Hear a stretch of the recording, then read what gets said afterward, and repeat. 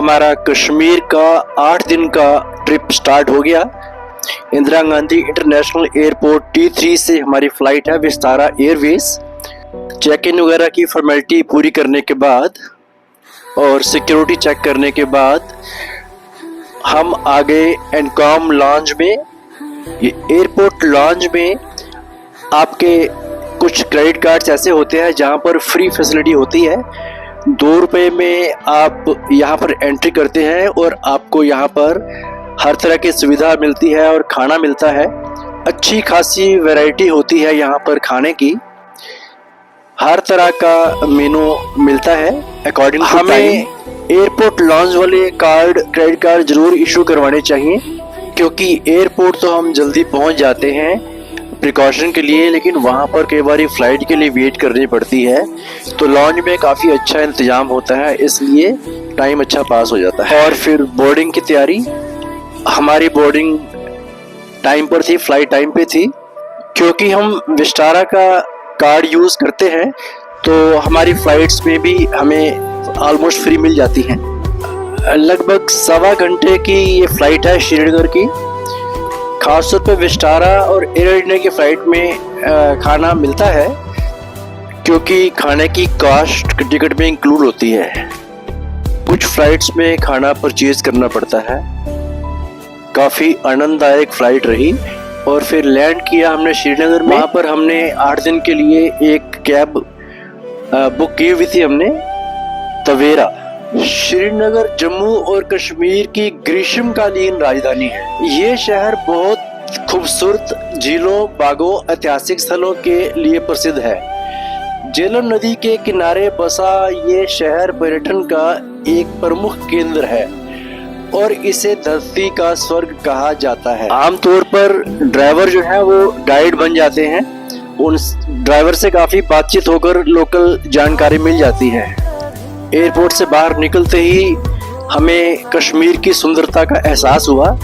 हमें लगा कि वाकई हम कहीं पर आए हैं, लेकिन हमें हमेशा जब भी कैब बुक करें एडवांस में तो उसकी टर्म्स कंडीशन जरूर पता लगा लेनी चाहिए, पूरी क्लैरिटी के साथ चलना चाहिए। क्योंकि बाहर आकर जब प्रैक्टिकली हम यूज़ करते हैं फैसिलिटी तो पता लगता है कि उसमें कई लिमिटेशंस भी होती हैं। हमें बार बार कार कंपनी के ऑनर से बात करनी पड़ रही थी टर्म्स कंडीशन के बारे में ज़्यादा क्लैरिटी के लिए। गेट नंबर 9 से हमारी एंट्री थी शिकारा में। श्रीनगर की डल झील पर चलने वाली शिकारा एक छोटी नाव होती है जिसका उपयोग लोग सवारी और झील की सैर के लिए करते हैं। शिकारा से डल झील की सुंदरता का अनुभव करना एक अद्वितीय अनुभव होता है, जिसमें दूर दूर तक पहाड़ और शांत पानी का नज़ारा देखने को मिलता है। हमारा चेक इन हाउस बोट में है तो शिकारा भेज दिया उन्होंने हमें पिक करने के लिए। हाउस बोट और शिकारा वालों की एक अलग ही दुनिया है।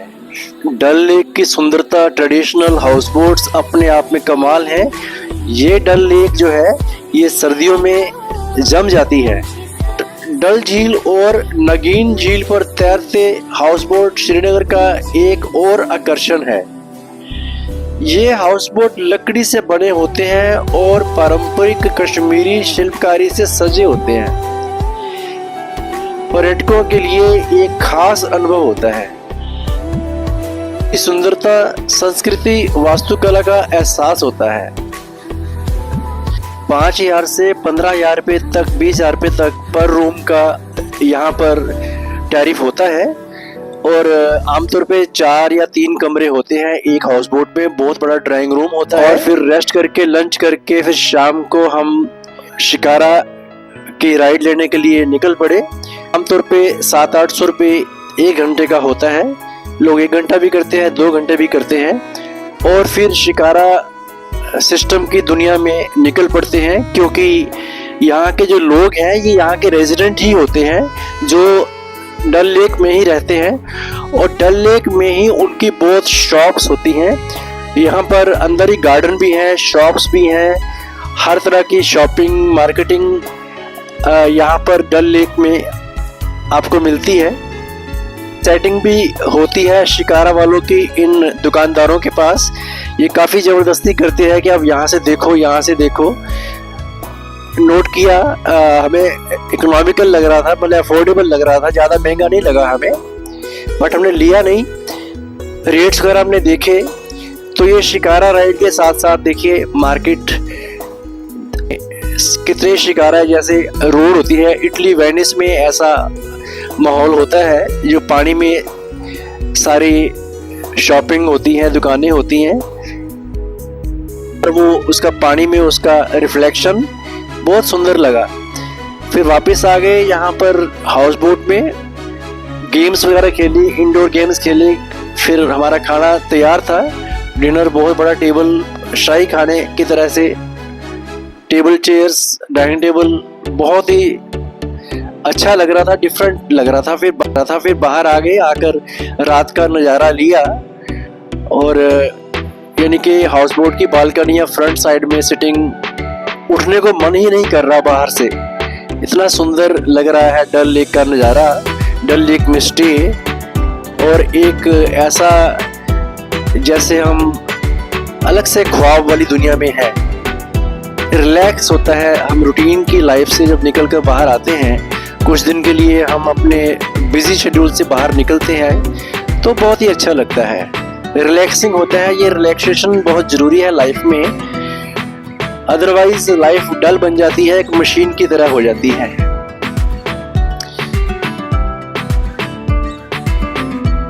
हमारा चेकआउट था ब्रेकफास्ट के बाद, तो सुबह सुबह चलती फिरती दुकानें आ गई अपने अपना सामान बेचने, शॉल्स होती हैं, ज्वेलरी होती है, या और भी कश्मीरी कुछ ऐसे आइटम्स होती हैं जैसे वहाँ की सौगात होती हैं, आर्टिकल्स, गिफ्ट आइटम्स। पीछा छोड़ते नहीं हैं ये लोग, साथ साथ में काफ़ी प्रैक्टिस है इनको, अपने ये पहचानते हैं, टूरिस्ट जो आए हैं उनको पहचानते हैं, उनकी वीकनेस भी जानते हैं, काफ़ी एक्सपर्ट होते हैं, और बार्गेनिंग भी काफ़ी होती है। बार्गेनिंग करना ज़रूरी होता है क्योंकि अदरवाइज रेट्स बहुत ही ज़्यादा बताते हैं पहले ये। हाउस बोट की तरफ से ही बाहर आने और जाने का शिकारा इंक्लूड होता है उनके टैरिफ में।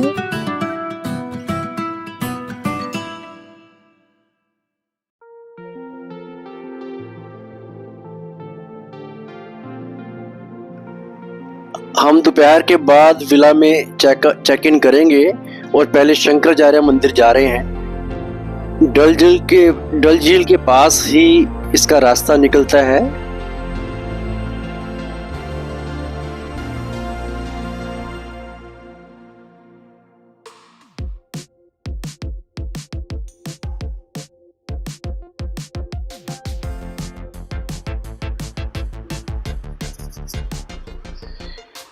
शंकराचार्य मंदिर, जिसे जयेश्वर मंदिर भी कहा जाता है, जम्मू और कश्मीर की राजधानी श्रीनगर में स्थित है।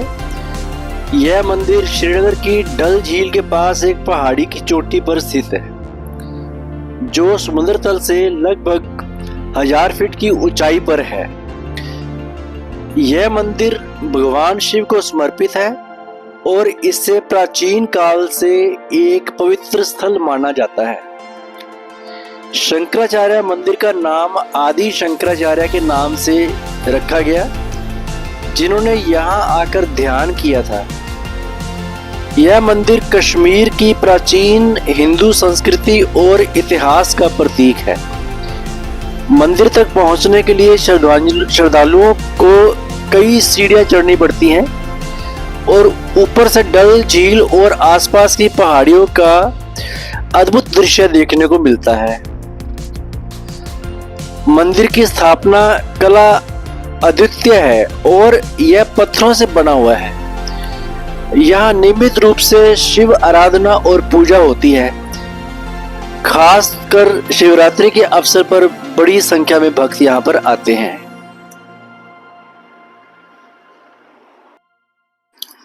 हमने यहाँ पर काफी अच्छा टाइम बिताया।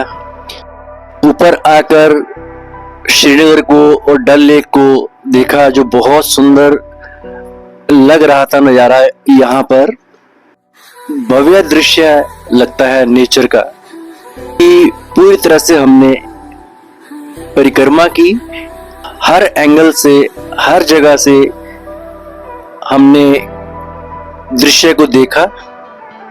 सभी को देखा कि लोग फोटोग्राफी और वीडियोग्राफी यहाँ से कर रहे हैं। और एक गुफा भी है जहाँ पर पूजा आराधना की है, फिर झुक के इसमें एंटर करना पड़ता है। आध्यात्मिक पूजा की है, मेडिटेशन की है। गुफा में एंटर करके एक्सपीरियंस ले रहे थे। नाम इसका है तपस्या स्थल। फिर तैयारी होगी यहाँ से आगे जाने की। इसके बाद हम चश्मे शाही जाएंगे।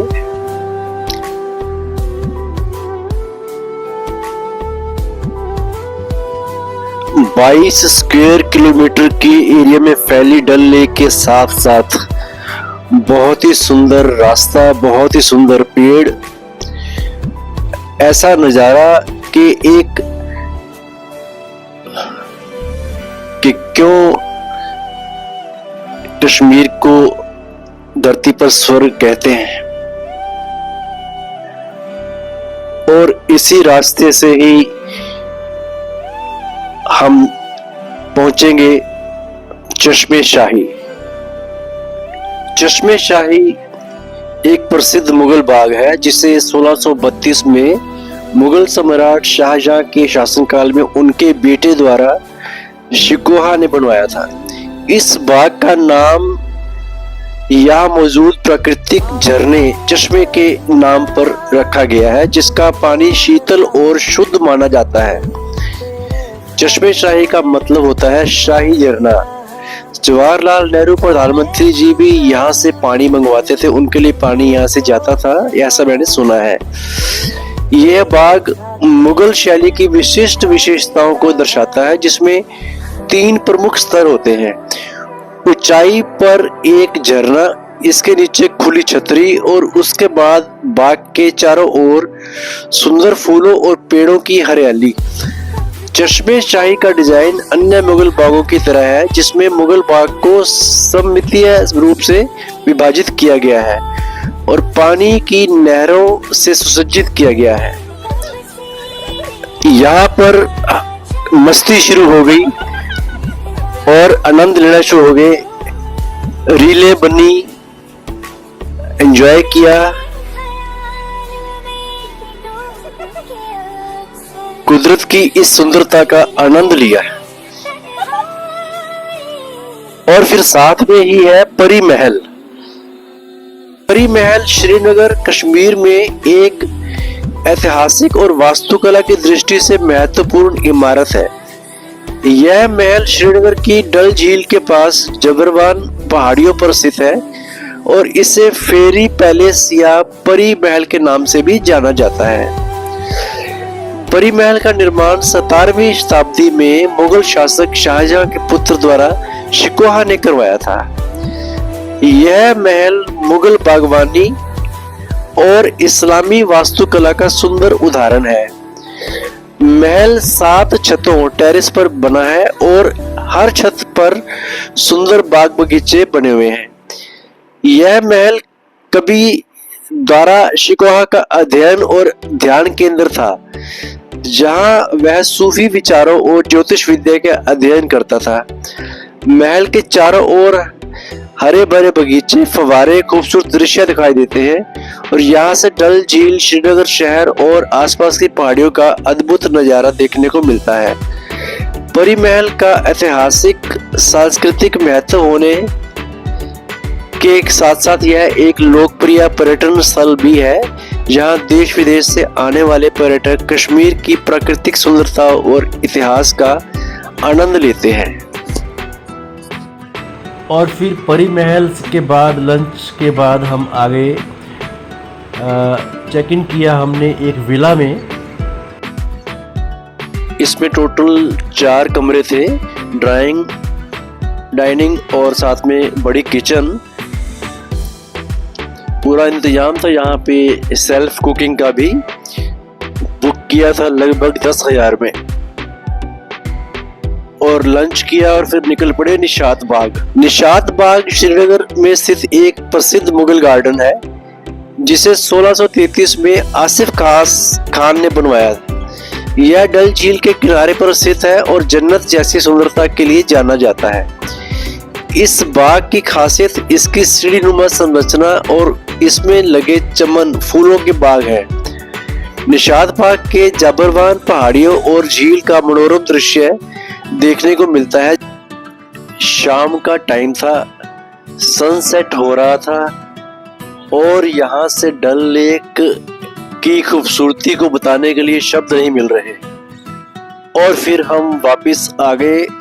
कल हम जा रहे हैं पहलगांव। अगली वीडियो में हम आपको पहलगाम के नज़ारे और वहाँ का एक्सपीरियंस बताएंगे। आप बने रहिए हमारे साथ।